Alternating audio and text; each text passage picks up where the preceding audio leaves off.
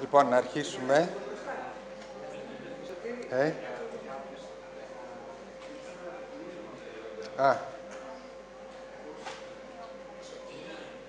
Λοιπόν, κάποιος ειδικός σε υπολογιστές. Γιατί τι θέλετε? Να τα ανοίξουμε. Τι να ανοίξουμε? Εντάξει, το βρήκα. Εντάξει. Προβολή.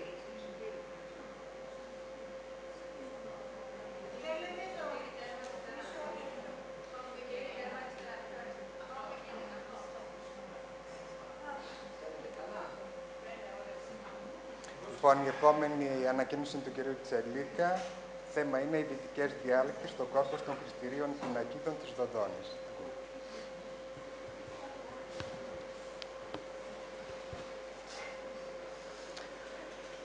Να ευχαριστήσω καταρχάς την Οργανωτική Επιτροπή της συνάντησης αυτής για τις αρχές, για τη διαλεκτολογία, η οποία με κάλεσε να παρουσιάσω ένα μέρος του κόρπους της Δοδόνης, από τον τόμο για τη Δοδόνη, που θα κυκλοφορήσει σύντομα από την Αρχαιολογική Εταιρεία. Πιστεύουμε ότι μέχρι το τέλος της χρονιάς ή στην αρχή της επόμενης ο τόμος θα είναι έτοιμος και θα κυκλοφορεί πλέον. Φυσικά μιλάω στη θέση των εκδοτών, οι οποίοι δεν ζουν πλέον. Σίγουρα εκείνοι θα είχαν πολύ περισσότερα και πολύ πιο ενδιαφέροντα πράγματα να σας πούνε. Και φυσικά η ομιλία μου είναι αφιερωμένη σε αυτούς και ιδιαίτερα στον Τάσο Χριστίδη, με τον οποίο είχα τη χαρά να συνεργαστώ. Οι πρώτες χρηστήριες πινακίδες της Δοδόνης ανακαλύφθηκαν από τον Ηπειρώτη πολιτικό Κωνσταντίνο Καραπάνο στην ανασκαφή που πραγματοποίησε στην τουρκοκρατούμενη τότε ακόμη Δοδόνη κατά τα έτη 1875-1876. Αρκετές από τις πινακίδες που έφερε στο φως ο Καραπάνος τις δημοσίευσε στο έργο του Dodon Essai Ruins, ωστόσο υπάρχουν ακόμη κάποιες αδημοσίευτες και στο Εθνικό Αρχαιολογικό Μουσείο της Αθήνας και στο Μουσείο του Βερολίνου. Ο κύριος όγκος όμως των πινακίδων ήρθε στο φως χάρη στις συστηματικές ανασκαφές που πραγματοποίησε ο Δημήτριος Ευαγγελίδης κατά τα έτη 1929 με 32, 1935 και 1952 με 59, και οι οποίες συνεχίστηκαν στη συνέχεια από τον συνεργάτη του, τον Σωτήρη Δάκαρη. Ο Ευαγγελίδης και ο Δάκαρης ακολούθησαν αρχικά την τακτική της δειγματοληπτικής δημοσίευσης ερωτημάτων από τις χρηστήριες πινακίδες, κυρίως στο πλαίσιο των τακτικών εκθέσεων που δημοσίευαν για την πορεία των ανασκαφών στα πρακτικά της Εναθήνης Αρχαιολογικής Εταιρείας. Τα διάσπαρτα αυτά δημοσιευμένα ερωτήματα τώρα πλέον μπορεί να τα βρει κανείς συγκεντρωμένα στο πολύ καλό βιβλίο του Λότ που κυκλοφόρησε το 2006. Τη δεκαετία του 70, ο Δάκαρης αποφάσισε πλέον την έκδοση του συνόλου των πινακίδων της Δοδόνης σε ένα ενιαίο κόρπους και επέλεξε ως συνεργάτες του για την υλοποίηση του έργου αυτού την Ιουλία Βοκοτοπούλου και τον Τάσο Χριστίδη. Οι τρεις εκδότες σχεδίαζαν σε πρώτη φάση να προχωρήσουν στην έκδοση των μισών περίπου πινακίδων. Ο συνολικός τους αριθμός ξεπερνάει τις 2.500. Τα περισσότερα βέβαια από αυτά είναι μικρά αποτμήματα από ελάσματα.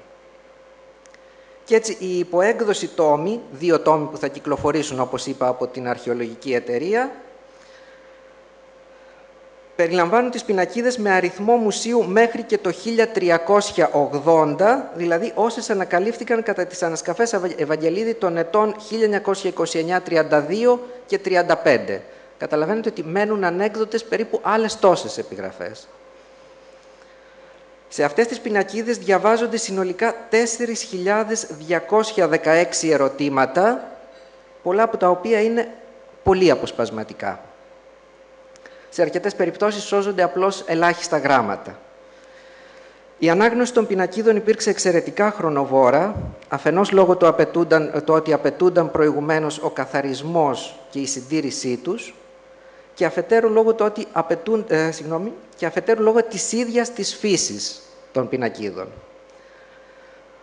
Πρόκειται συνήθως για μικρά αποτμήματα λίγων εκατοστών, Τα περισσότερα ελάσματα κυμαίνονται γύρω στα 3 με 4 εκατοστά. Δεν είναι μεγαλύτερα. Σπανίως θα βρούμε ελάσματα τα οποία φτάνουν 12-13 εκατοστά.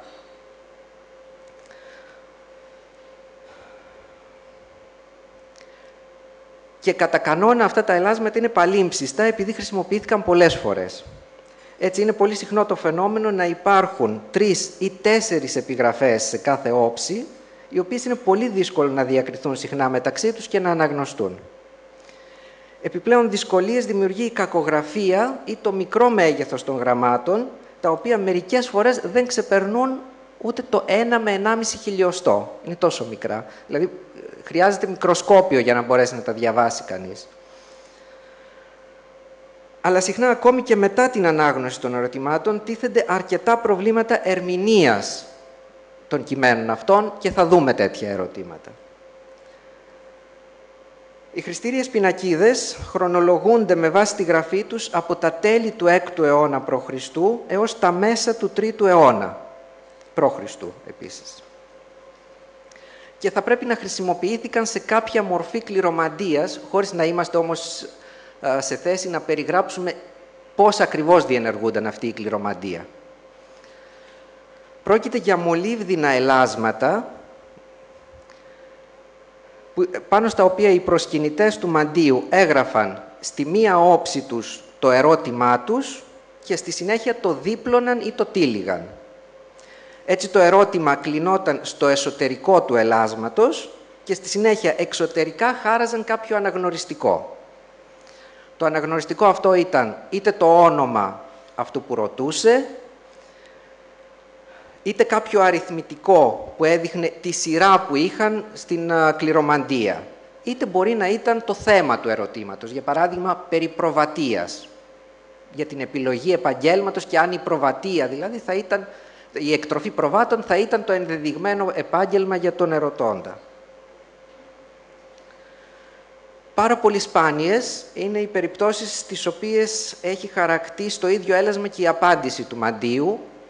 Υπάρχουν τέτοιες περιπτώσεις, είναι πολύ λίγες όπως είπα και στις περισσότερες περιπτώσεις είναι ζήτημα ερμηνείας αν κάποιος θα θεωρήσει το κείμενο απάντηση ή ερώτηση. Δεν έχουμε, όπως είπα προηγουμένως, ακριβείς πληροφορίες για το πώς ακριβώς γινόταν η κληρομαντία, ούτε για το αν κατά τη διάρκεια της κληρομαντίας απαιτούνταν να ξετυλιχτούν τα ελάσματα και να αναγνωστούν τα ερωτήματα. Επειδή τα περισσότερα από τα ελάσματα αυτά βρέθηκαν διπλωμένα ακόμη, έχει υποστηριχτεί η άποψη ότι τελικά δεν ξεδιπλώνονταν κατά τη διάρκεια της κληρομαντίας και γι' αυτό υπήρχαν και τα αναγνωριστικά στο εξωτερικό του ελάσματος. Στη διατύπωση των ερωτημάτων συχνά χρησιμοποιούνται τυπικές φράσεις, φόρμουλες δηλαδή. Είναι αρκετά φορμουλαϊκός ο χαρακτήρας των ερωτημάτων, όπως θα διαπιστώσουμε, οι οποίες φόρμουλες αποκρισταλώθηκαν κατά την πορεία της πολύχρονης πρακτικής της χρησμοδοσίας και οι οποίες αυτές φόρμουλες δεν εντοπίζονται μόνο στο μαντίο της Δοδόνης, εκτός από μερικές βέβαια που αφορούν το Δία και τη Διόνη, αλλά μπορούμε να τις εντοπίσουμε και σε άλλα μαντία. Στα ερωτήματα συνήθως προηγείται κάποια επίκληση. Τέτοιες επικλήσεις είναι, για παράδειγμα, «Θεός τύχα αγαθά» ή «Ζεφ νάιε και Διώνα». Μετά την επίκληση εισάγεται το ερώτημα, συνήθως με μια εισαγωγική φράση όπως «Ο Δίνα επερωτεί τον Δία των Νάιων και τον Διώναν» ή «Ο Δίνα επικοινείται το Δί τον Αΐο και τα Διώνα». Και στη συνέχεια ακολουθεί το ερώτημα, χωρίς φυσικά να είναι απαραίτητο πάντοτε να προηγούνται αυτά τα στοιχεία. Στο κυρίως ερώτημα τώρα, τυπικές φράσεις που επανέρχονται συχνά είναι οι εξής. «Ποτερόνκα λόγιον και άμυνον πράσιμη» ή «Λόγιον και άμυνον εσύτε». «Την η καθεών ιερών θείων και ευχόμενος». «Την ακαθεών ιερών ποτθέμενος». «Αυτήκα και εις τον έπειτα χρόνων». Είναι μερικές από τις φράσεις αυτές, ασφαλώς υπάρχουν πολύ περισσότερες. Και φυσικά αυτές οι φόρμουλες μπορούν να παραλλάζουν. Για παράδειγμα, η φόρμουλα «λόγιον και άμυνον» Μπορούμε να τη βρούμε και με τη μορφή λόγιον και βέλτιον, βέλτιον και όνεον, λόγιον και άριστον και πολύ περισσότερες παραλλαγές. Τώρα, ως προς τη διατύπωσή τους τα ερωτήματα μπορούν να μοιραστούν σε δύο κατηγορίες. Είναι καταρχάς ερωτήματα ολικής άγνοιας, τα οποία μπορούν να απαντηθούν με ένα ναι ή ένα όχι και θα δώσω μερικά τέτοια δείγματα για να μπορέσουμε να δούμε και τον φορμουλαϊκό χαρακτήρα των ερωτημάτων στον οποίο επέμεινε προηγουμένως. Το ερώτημα 2108 ή εμπορευόμενόσκα λόγιον και άμυνον πράσιμη. Αν γίνω έμπορος θα έχω επιτυχία σε αυτό το πράγμα, σε αυτό το επάγγελμα. Εδώ βλέπουμε δεν υπάρχουν εισαγωγικά στοιχεία, ούτε επίκληση σε κάποιο Θεό. Το ερώτημα τίθεται απευθείας. Το επόμενο ερώτημα από τα μέσα του 4ου αιώνα, επερωτή ευμέδων των δία των δοδονέων, ποτερώνει λόγιον και άμυνον επεργαζομένο ταν τέχναν ανέχει. Είναι καλό για αυτόν να συνεχίσει να ασκεί την τέχνη την οποία ασκεί. Και αυτό μπορεί να απαντηθεί με ένα ναι ή ένα όχι. Ο πολιτήματον ζεφνάιε, μια διαφορετική επίκληση εδώ. Ή λοϊόνκα πράσιμη ταν επιδαμνίαν γυναίκα αγόμενος αυτό. Το ερώτημα εδώ αφορά επιλογή συζύγου. Αν η επιδαμνία είναι η ενδεδειγμένη σύζυγος. Άλλο ερώτημα. Επικινείται κερδίλας το διή το νάο και τα διώνα. Ή εσύ τέμι λόγιον εν το αυτό εργαζομένο και υγεία. Δύο θέματα εδώ. Είναι καλό για τον ερωτώντα να συνεχίσει την ίδια εργασία και θα έχει υγεία. Και αυτά μπορούν να απαντηθούν επίσης με ναι ή όχι. Επερωτή θέων των δία των άιων και διώναν. Πότερα, εκεί σε θαλία τα θυγατρή ποτάνδρα, λόγιον και άμυνον εσείτε και γενεά αυτά εσείτε. Και εδώ ζήτημα γάμου, της κόρης πλέον, όχι του ίδιου του ερωτώντας. Ο ερωτών είναι πατέρας προφανώς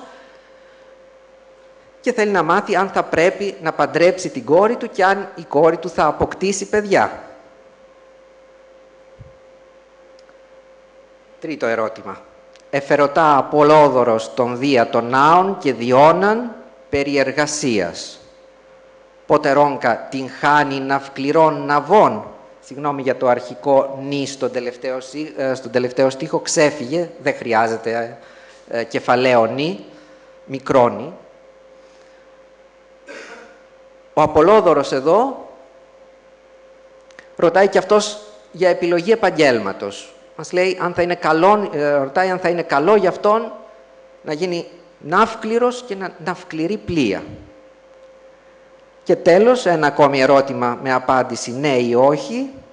Θεός τύχα, ευκλής περί υγείας και σωτηρίας ή κυμαντευσούμενος και αυτού και βικετάν και χρημάτων, τίνη καθεών και ηρώων θείων λόγιων πράσι και ευχόμενους. Συγγνώμη, μου ξέφυγε αυτό το ερώτημα, πάει στην επόμενη κατηγορία. Το αφήνουμε λοιπόν για να το εξετάσουμε στην επόμενη κατηγορία. Μέχρι εδώ τα ερωτήματα που είδαμε απαντιούνται με ένα ναι ή όχι. Η επόμενη κατηγορία ερωτημάτων είναι αυτά στα οποία η απάντηση είναι το όνομα ενός θεού ή ήρωα ή περισσότερων θεών ή ηρώων. Τέτοιο είναι το ερώτημα του Ευκλή που μόλις διάβασα, ο οποίος ρωτάει περί υγείας, σωτηρίας, αυτού και βικετάν και χρημάτων και ρωτάει τίνικα θεών και ηρώων θείων, λόγιων πράσι και ευχόμενος. Η απάντηση σε αυτό το ερώτημα, τίνι θεών και ηρώων θείων, θα πρέπει να ήταν κάποια ονόματα θεών και ηρώων που το μαντίο έδινε στον ερωτώντα. Άλλα τέτοια ερωτήματα είναι το 1140. Και τίνικα θεών ή δαιμόνων θείων, λόγιων και άμυνων πράσι. Εδώ η αρχή του ερωτήματος είναι αρκετά περίεργη. Ξεκινάει με ένα ξεκάρφωτο και, αλλά όπως θα δούμε στη συνέχεια, τέτοια ερωτήματα μπορούν να εξηγηθούν. Ανάλογο ερώτημα είναι και το επόμενο. Θεοί, επερωτή φιλόξενος των Δία των Άιων και των Διώναν, τίνη καθεών ή θεάν ποτευχόμενος άμυνον πράσι ή ηρώων. Και αυτό το ερώτημα μπορεί να απαντηθεί με τον ίδιο τρόπο. Βλέπετε ότι πολύ συχνά οι ερωτώντες, έχοντας ξεχάσει κάτι, έρχονται να το συμπληρώσουν στο τέλος. Για παράδειγμα, εδώ η διάζευξη ή ηρώων, κανονικά θα έπρεπε να είναι μετά το θεόν ή θεάν ή ηρώων. Το συμπληρώνει στο τέλος, προφανώς ξαναδιαβάζοντας το ερώτημα και θεωρώντας ότι έπρεπε να συμπεριλάβει και τους ήρωες. Το ίδιο συμβαίνει και στο προηγούμενο ερώτημα που είχαμε δει, όπου η μετοχή ευχόμενος κανονικά θα έπρεπε να είναι μαζί με το θείον. Θείον και ευχόμενος, λόγιον πράσι. Και εδώ την συμπληρώνει στο τέλος, αφού έχει ολοκληρώσει τη διατύπωση του ερωτήματος. Τέτοιες περιπτώσεις στο κόρπους είναι αρκετά συχνές. Και ένα τελευταίο ερώτημα που μπορεί να απαντηθεί επίσης με ονόματα θεών ή ηρώων. «Ετείτε κλευνίκα των Δία των Άιων και των Διώναν τέκνα η γενέσθε εξάλλου ανδρός». Και τι να καθεών θεραπεύουσα γέννητο τέκνα. Τώρα τι σημαίνει ακριβώς το γενέσθε εξάλλου ανδρός τέκνα στην κλευνίκα είναι ένα ζήτημα ερμηνείας. Φυσικά υπάρχουν και ερωτήματα τα οποία συνδυάζουν τους δύο τύπους. Και φυσικά ίσως αυτά θα έπρεπε να ανοίγονται και να απαντιούνται με δύο διαφορετικές ή και περισσότερες διαδικασίες κληρομαντίας. Ας δούμε το πρώτο. Θεός τύχαν, εσχήτας κινείται περί θησαυρού, ίστη εν τα οικία. Και τι είναι η θεόν ευχόμενος εύρη. Το ερώτημα μάλιστα αυτό είναι γραμμένο σε δύο πλευρές του ίδιου ελάσματος. Δηλαδή, οι τρεις πρώτοι στίχοι είναι στη μία πλευρά, που είναι ο ένας τύπος του ερωτήματος, και οι δύο τελευταίοι στίχοι είναι στην άλλη πλευρά. Διαχωρίζονται έτσι στις δύο πλευρές οι δύο κατηγορίες των ερωτημάτων. Καταλαβαίνουμε τώρα γιατί το προηγούμενο ερώτημα που είχαμε δει να ξεκινάει με ένα «και» ξεκάρφωτο μπορεί να δικαιολογηθεί. Μπορεί στην άλλη πλευρά να υπήρχε ένα πρώτο μέρος του ερωτήματος το οποίο δεν μας σώζεται, έχει αποξεστεί. Σε αυτό εδώ το ερώτημα ήμασταν τυχεροί, στο ερώτημα του Εσχήτα, και έχουν σωθεί ακέραιες και οι δύο πλευρές του ελάσματος. Και ένα από τα πιο πληθωρικά ερωτήματα, καθώς είναι ερώτημα εφόλης της ύλης. Δηλαδή, ο επίλυτος ρωτάει σχεδόν για τα πάντα. Θεός τύχα αγαθά.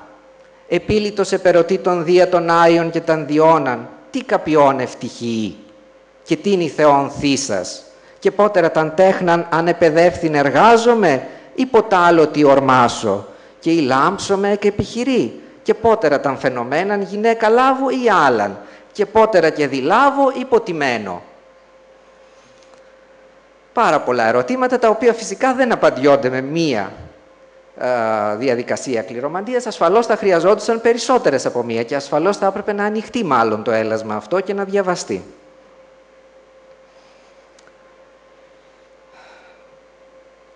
Λοιπόν, πριν περάσω σε διαλεκτικά στοιχεία, όπως είπα προηγουμένως, όλος αυτός ο φορμουλαϊκός χαρακτήρας των ερωτημάτων δεν εντοπίζεται μόνο στο μαντίο της Δοδόνης, αλλά και σε άλλα μαντία. Θα θυμάστε ασφαλώς από τον Ξενοφόντα την αφήγηση στο τρίτο βιβλίο του ίδιου του Ξενοφόντα, που λέει ότι όταν τον κάλεσε ο φίλος του ο Πρόξενος να συμμετέχει στην εκστρατεία του Κύρου, πήγε να ρωτήσει το μαντίο των Δελφών αν θα έπρεπε να πάει σε αυτή την εκστρατεία. Και μας λέει ότι επήρετο τον Απόλλω, τίνι αν Θεόν θείον και ευχόμενος, κάλιστα και άριστα έλθει την οδόν είναι επινοή και καλός πράξας σωθεί. Έθεσε λοιπόν ένα ερώτημα, τίνι Θεόν, σε ποιον Θεό να θυσιάσει, παρόμοιο με αυτά τα ερωτήματα που θέτουν στη Δοδόνη. Ο Σωκράτης τον επέπληξε για αυτό το ερώτημά του, λέγοντάς του ότι έπρεπε πρώτα να ρωτήσει πότερον, λόον ή αυτό πορεύεστε ή μένειν. Δηλαδή έπρεπε να θέσει προηγουμένως ένα ερώτημα ολικής άγνοιας, αν πρέπει να πάει στην εκστρατεία ή όχι, και στη συνέχεια ένα ερώτημα μερικής άγνοιας σε ποιον Θεό να θυσιάσει για να έχει επιτυχία η συμμετοχή του στην εκστρατεία. Βλέπουμε λοιπόν ότι η διάκριση σε αυτούς τους δύο τύπους ερωτημάτων και οι φόρμουλες που χρησιμοποιούνται δεν εντοπίζονται μόνο στη Δοδόνη, αλλά γενικότερα και σε άλλα μαντεία. Θα μπορούσα να προσθέσω και άλλα παραδείγματα, αλλά δεν είναι αυτό το θέμα μας. Τα ερωτήματα λοιπόν που εντάσσονται σε αυτές τις δύο κατηγορίες μπορούν άνετα να απαντηθούν με μια διαδικασία κληρομαντίας. Τα πρώτα με κλήρους που αντιπροσωπεύουν θετικές ή αρνητικές απαντήσεις, τα δεύτερα με κλήρους που αντιπροσωπεύουν θεούς στους οποίους πρέπει να γίνουν προσφορές. Ως προς τα θέματα τους τώρα τα ερωτήματα, ήδη έχετε πάρει μια γεύση για τα θέματα. Τα ερωτήματα μπορούν να μοιραστούν σε δημόσια και ιδιωτικά. Τα δημόσια είναι σχετικά λίγα και δεν έχω δώσει παραδείγματα γιατί τα περισσότερα έχουν ήδη δημοσιευθεί και βρίσκονται στο βιβλίο του Λότ. Αφορούν συνήθως πολιτικά και θρησκευτικά ζητήματα. Τα πολυπληθέστερα ιδιωτικά ερωτήματα τίθενται συνήθως από άνδρες, σπανιότερα από γυναίκες ή ζεύγοι και αφορούν ζητήματα που σε όλες τις εποχές απασχολούν τους ανθρώπους και τους αγχώνουν.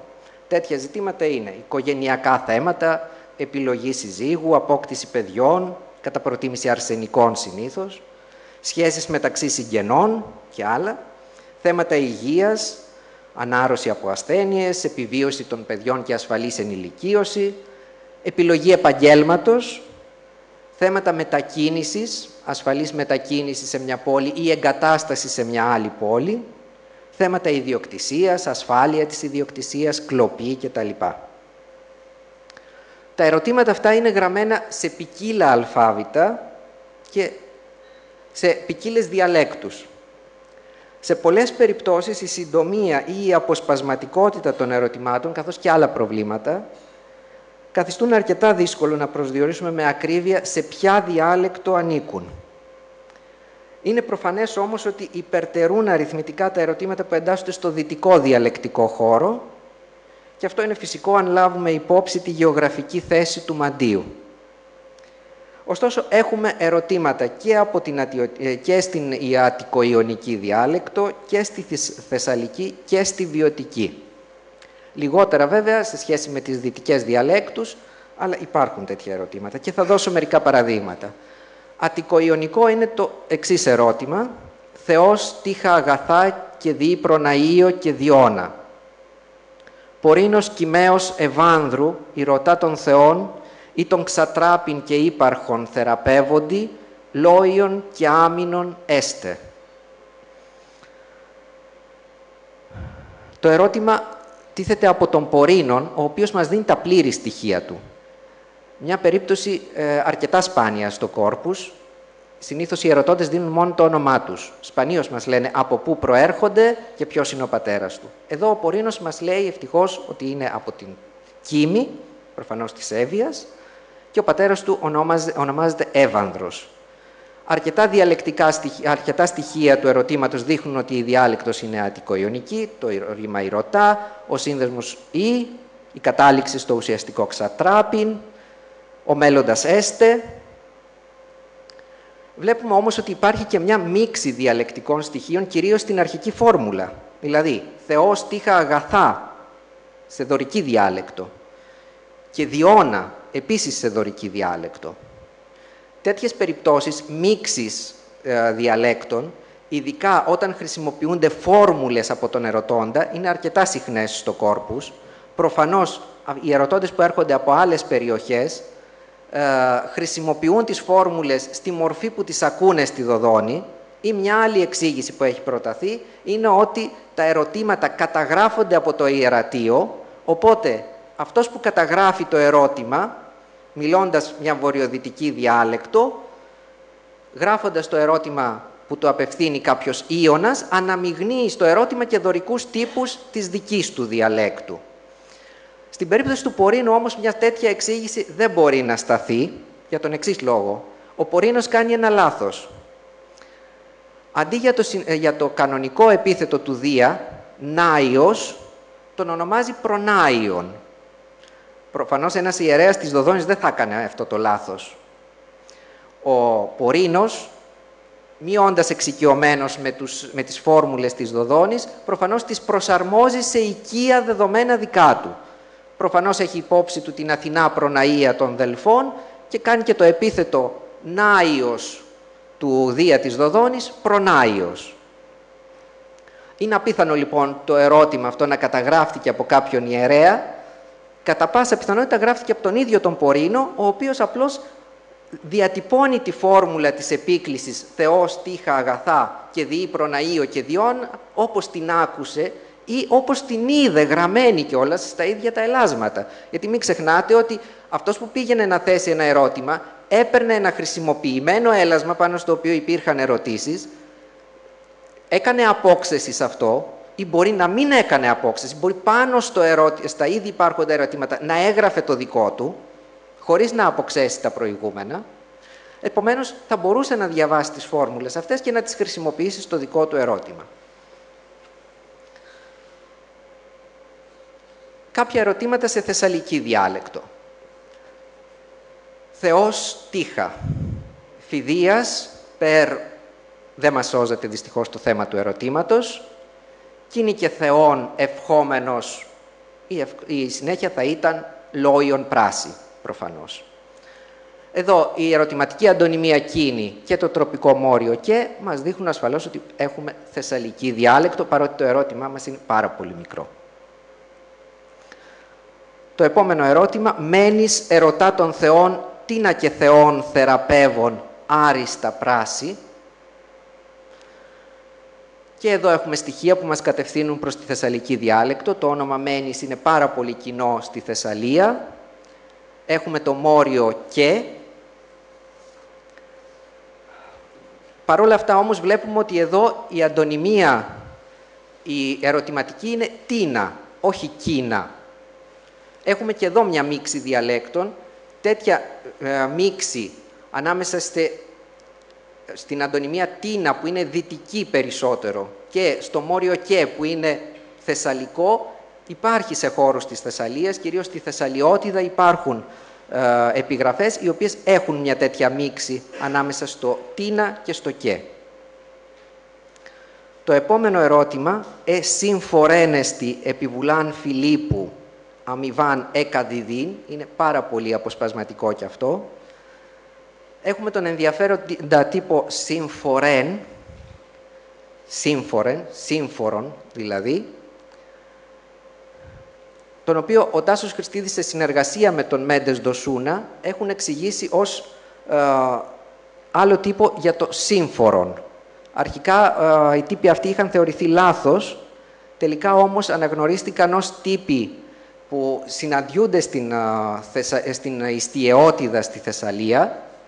Εκεί υπάρχει η χρήση του στη θέση του ο μετά από φατινιακά σύμφωνα ή μετά από ή.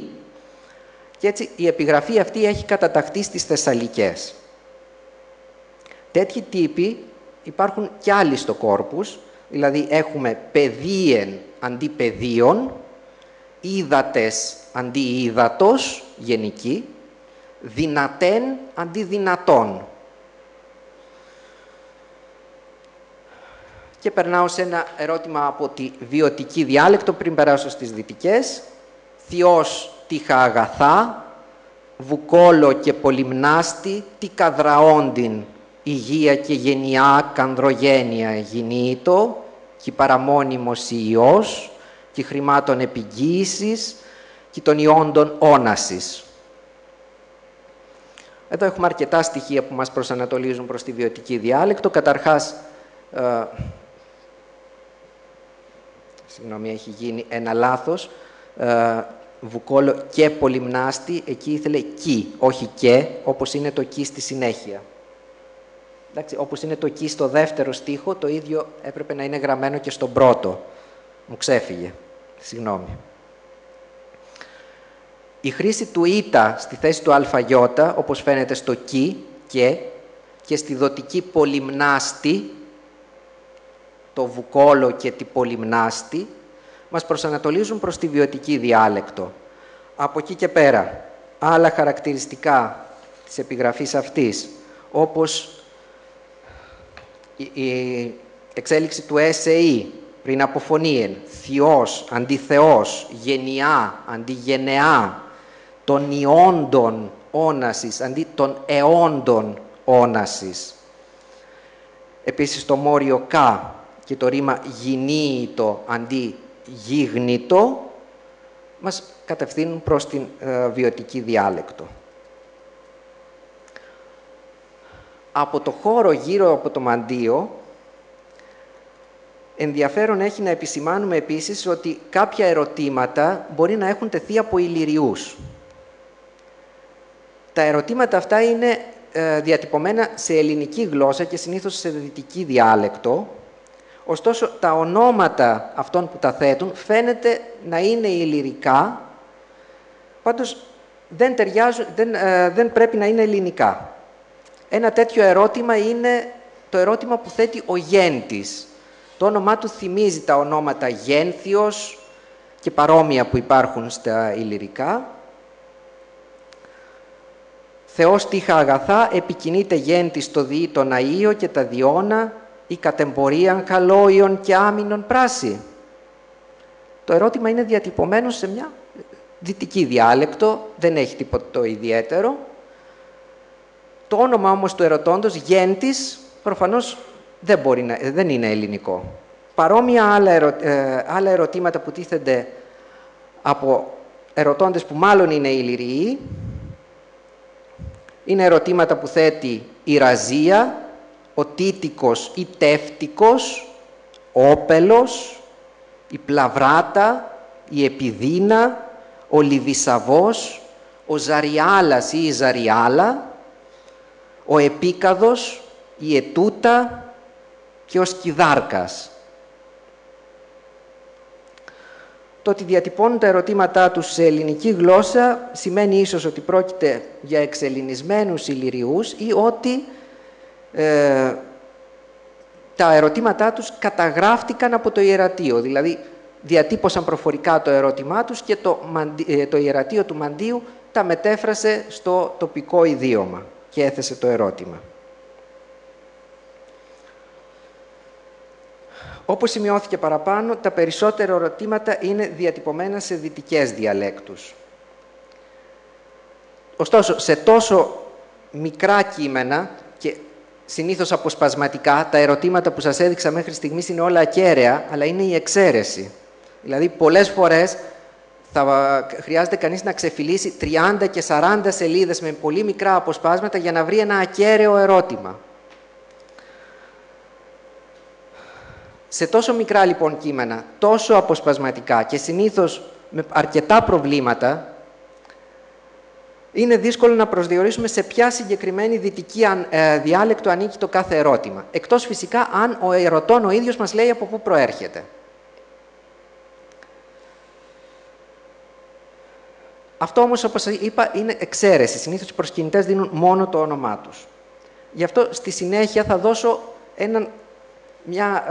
σε μορφή καταλόγου τα βασικότερα λίγο πολύ δυτικά χαρακτηριστικά τα οποία εντοπίζουμε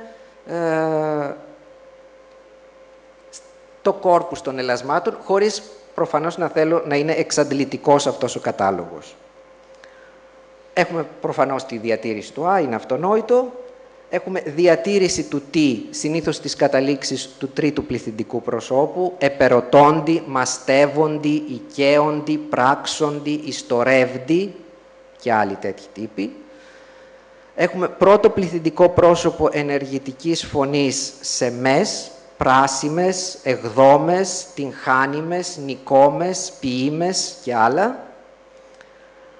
Αθεματικό απαρέμφατο σε εν, απίμεν, ήμεν, αποδιδόμεν, απίμεν, δόμεν και άλλοι τύποι παρόμοιοι.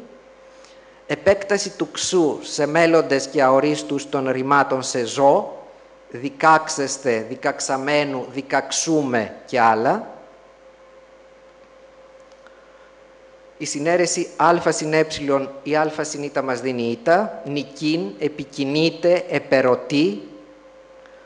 Έχουμε δωρικούς μέλλοντες όπως νικασαίο, εσύτε, εξή, σωσίτε, λαψούμε, δικαξούμε, πραξούμες.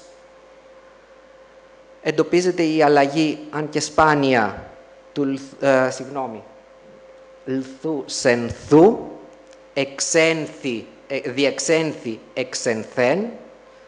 Έχουμε διατήρηση του γάμα σε αρκετές επιγραφές, ακόμη και του 4ου αιώνα. Βίκη, ευών, πρόκειται για τη μετοχή του ρήματος εάο, εώ, η οποία επιβεβαιώνει ότι το ρήμα εάο είχε δίγαμα στην αρχική του μορφή. Υπάρχουν αρκετοί τύποι στο κόρπους που επιβεβαιώνουν αυτή την ύπαρξη του δίγαμα στο εάο. Βικίσε, σύβιδε, βήματος, βικαίων, βικόπεδων, βικίαν και άλλα. Τροπικό μόριο κα βέβαια, υποθετικό σύνδεσμος έχουμε χρονικά επιρρήματα σε κα, ποκά, αυτίκα, τοπικά επιρρήματα σε ι, αυτή, όπι, αλή. Αποκοπή των προθέσεων περί, ανά, παρά, ποτί και κατά, ποτθέμενος, αμβαίνων, κατθήσει, ποτών, περτού. Το επίθετο ιαρός, ιαρών, ιαρομηνία, το ιαρό αργυρίο, ιαρά. Το όνομα της Άρτεμις είναι στη μορφή Άρταμις, τα σαρτάμιτος, τα αρχαίαν θυσίαν. Υπάρχει σε ένα ερώτημα. Αλλά υπάρχουν και 2 φορές, εμφανίζεται 2 φορές και ο τύπος Αρτάμιδος.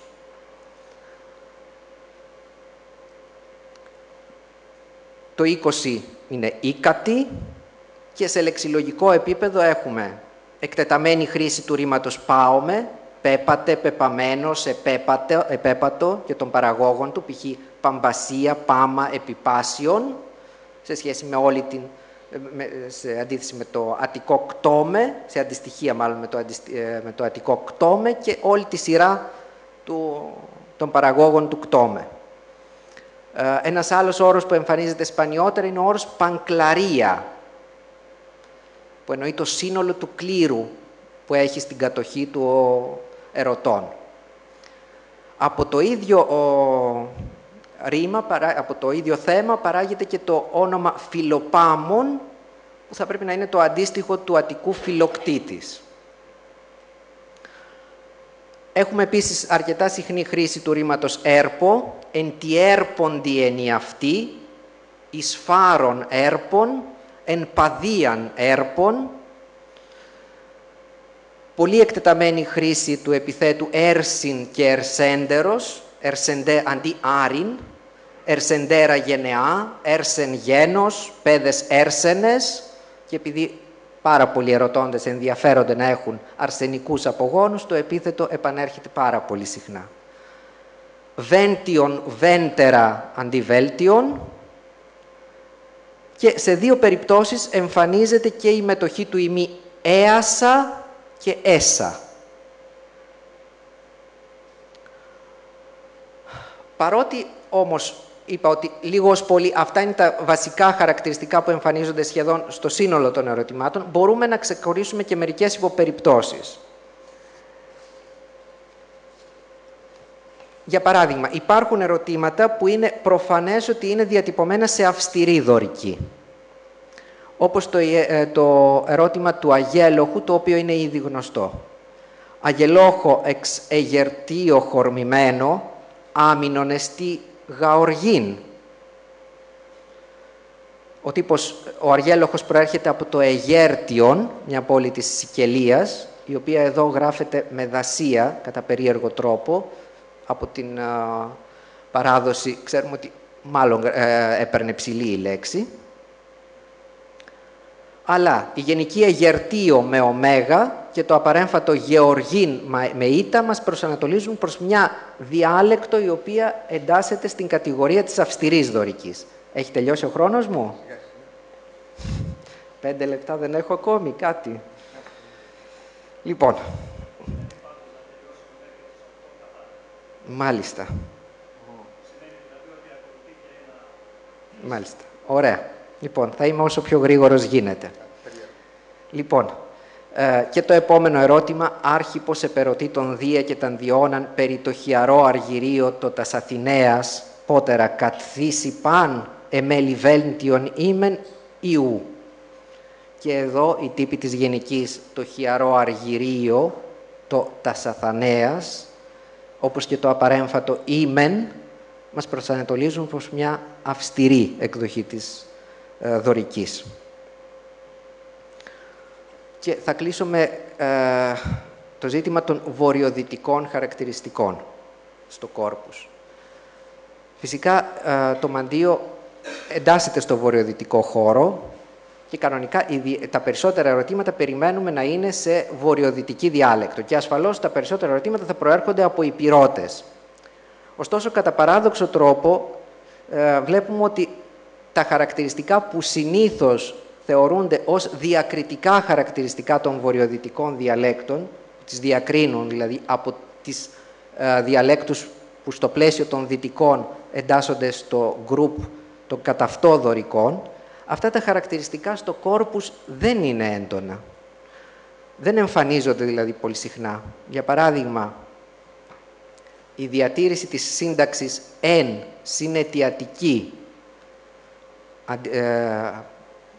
ως αντίστοιχη της «ης» της αττικής διαλέκτου εμφανίζεται 3 φορές, θα έλεγα, στο κόρπους, «εν ενάτας χώρας», «εν το πρώτερον χρόνων», «εν παδίαν έρπων», «ιόντι εν ελίαν». Την τελευταία έκφραση δεν τη συνυπολογίζω γιατί θα μπορούσαν να συμπληρωθούν και άλλα πράγματα εκεί. Επίσης, η τροπή του «σθου» σε «στου» εντοπίζεται μόνο σε 2 απαρέμφατα. Στο απαρέμφατο «ανίστε» του «ανίεμε», απαρέμφατο παρακειμένου, και στο απαρέμφατο «επιμελίστε», αντί «επιμελίστε». Επίσης, υπάρχουν μερικές δοτικές ενικού σε όμικρον γιώτα, όπως «εντιέρποντι ενιαυτή» σε ερώτημα που είδαμε παραπάνω. Ωστόσο, κάποια άλλα χαρακτηριστικά των βορειοδυτικών διαλέκτων δεν τα βρίσκουμε καθόλου. Για παράδειγμα, δοτική πληθυντικού σε «ης», σε τριτόκλητα ονόματα, όπως «πάντης», ή η ύπαρξη του «αρ» στη θέση του «ερ», «φάρο» αντί για «φέρο». Η μόνη περίπτωση που έχουμε κάτι ανάλογο είναι το ρήμα «θαραπεύω» στο συγκεκριμένο ερώτημα, στο 1465, στον τελευταίο στίχο, όπου όμως δεν είναι σίγουρο αν έχουμε αν είναι εφαρμογή αυτού του χαρακτηριστικού των βορειοδυτικών διαλέκτων ή αν έχουμε απλώς μια αφομοίωση του του ε προς το επόμενο α. Δεδομένου ότι άλλα στοιχεία του ερωτήματος αυτού, όπως τη ιαρίωτη εμπέδη στον πρώτο στίχο, μας προσανατολίζουν μάλλον προς τη θεσσαλική διάλεκτο, και δεδομένου ότι ανάλογοι τύποι θαραπεύω εμφανίζονται σε επιγραφές από την Κρήτη, από την Αττική, από τη Δήλο, μάλλον θα πρέπει να θεωρήσουμε αυτή την περίπτωση ως μια περίπτωση αφομοίωσης που έχει συμβεί σε μια διάλεκτο όχι βορειοδυτική, μάλλον σε θεσσαλική διάλεκτο. Επίσης δεν έχουμε μετοχές σε ήμενος, παρά μόνο τη μετοχή χορμημένο στο ερώτημα αυτό, το οποίο όμως δεν είναι βορειοδυτικό. Τη μετοχή αυτή έχει ερμηνεύσει ο Μέντες Ντοσούνα ως μετοχή σε ήμενος, δηλαδή τη θεωρεί μετοχή ενεστώτα, αντίστοιχη του αττικού ορμούμενος, και κανονικά μετοχή ενεστώτα χρειαζόμαστε εδώ, ορμούμενος εξ εργετείο. Θεωρεί λοιπόν ότι το ορμάω έχει μετακινηθεί στην κατηγορία των ρημάτων σε αίο, ορμαίο, ορμάομαι, ορμαίομαι, οπότε μπορεί να σχηματίσει μετοχή ορμήμενος, η οποία εδώ γράφεται με ήτα επειδή ο ερωτών, μάλλον επειδή η διάλεκτος του ερωτώντος ανήκει στην κατηγορία της αυστηράς δωρικής, οπότε στη θέση του ΕΙ έχουμε ήτα. Είναι, όπως είπα, μια εξήγηση του Μέντες Ντοσούνα για αυτή τη μετοχή. Αν δεχτούμε λοιπόν ότι τα περισσότερα ερωτήματα του μαντίου προέρχονται από ηπειρώτες και ασφαλώς θα πρέπει να είναι διατυπωμένα στην τοπική διάλεκτο, τότε η απουσία βασικών χαρακτηριστικών των βορειοδυτικών διαλέκτων μάλλον θα πρέπει να μας οδηγήσει στο συμπέρασμα ότι η ηπειρωτική διάλεκτος δεν διέθετε τόσο έντονα διακριτικά χαρακτηριστικά που να τη διαφοροποιούν από τις υπόλοιπες δωρικές διαλέκτους. Και μια τελευταία επισήμανση. Θυμίζω, επειδή στο συνέδριο έγινε αρκετός λόγος για τη μακεδονική, ότι ο Μέντες Ντοσούνα έχει προτείνει επίσης να θεωρηθεί ως πιθανό μακεδονικό ερώτημα, το ερώτημα 2493 της Οδοδόνης. Είναι το εξής: «Ζεύ και Διόνι, ή έσονται πέδες εκ τας γυναικός και βαλείο τας νην έχει και ζώσοντι». Η επιχειρηματολογία του Μέντες Ντοσούνα υπάρχει στον τόμο που έχει εκδώσει το Κέντρο Ελληνικής Γλώσσας, οπότε δεν θα επεκταθώ περισσότερο και θα κλείσω εδώ. Ωραία, ευχαριστούμε για την πολύ χρήσιμη ανακοίνωση. Μία ερώτηση έτσι για το...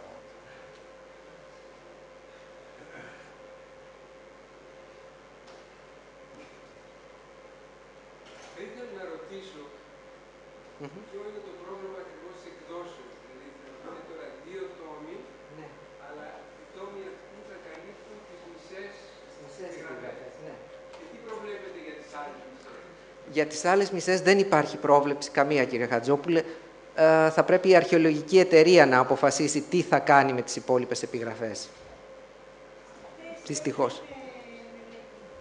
Όχι, όχι, δεν έχουν ούτε καν καθαριστεί τίποτα. Εξ αρχής οι εκδότες είχαν προγραμματίσει την έκδοση μόνο των μισών επιγραφών. Καταλαβαίνετε ότι 4.200 και επιγραφές δεν είναι εύκολο να τις χειριστεί κανείς. Είναι αφάνταστη η δουλειά. Υπάρχουν από πίσω άλλα τόσα σχέδια για όλες αυτές τις επιγραφές, φωτογραφίες. Είναι ένα αρχείο τεράστιο το οποίο είναι αδύνατο, πολύ δύσκολο να το χειριστεί κανένας. Υπάρχουν δελτία άπειρα για αυτά τα ελάσματα, τα οποία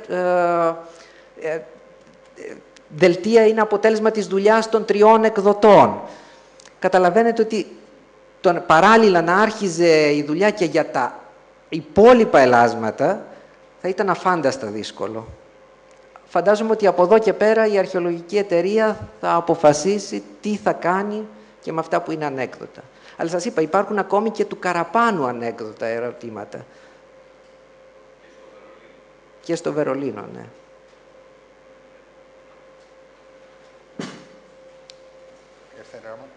Thank you very much for your rich presentation. I have just 2 short remarks. The first one concerns video.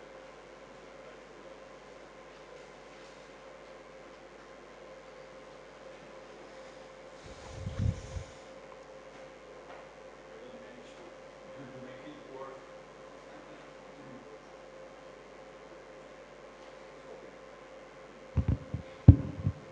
Thank you very much.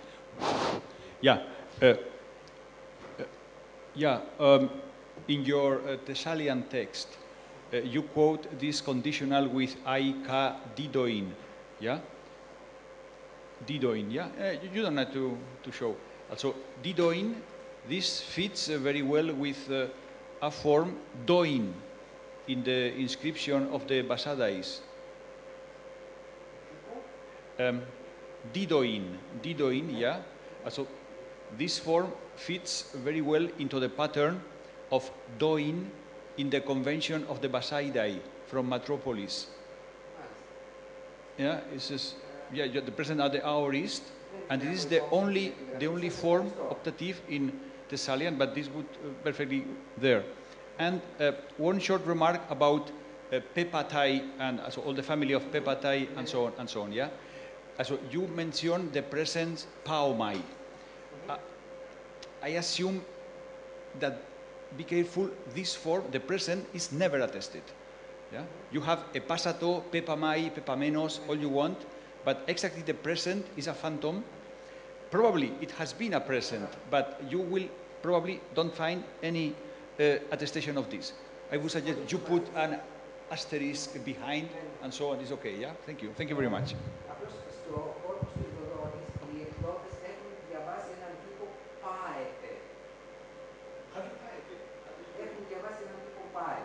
Δεν είμαι σίγουρος ότι μπορούμε